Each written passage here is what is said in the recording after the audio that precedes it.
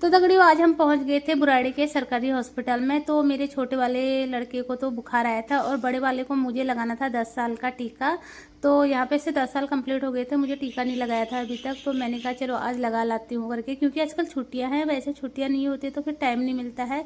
तो यहाँ पर हम पहुँच गए थे हॉस्पिटल। तो हमने यहाँ पर पर्ची वर्ची बना ली थी और मैंने ऑनलाइन पर्ची बनाई थी, क्योंकि ऑनलाइन में बिल्कुल भी भीड़ नहीं रहती है। अगर वैसी ऑफलाइन पर्ची बनाओ तो बहुत भीड़ रहती है, तो नंबर ही नहीं आता है बहुत देर तक।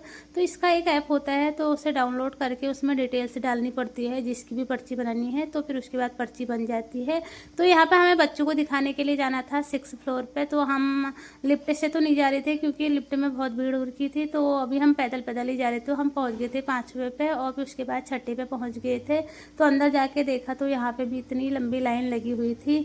तो सबसे पहले तो हमें 655 में भेजा था। यहाँ पे वजन होता है बच्चों का, उसके बाद डॉक्टर के पास भेजते हैं।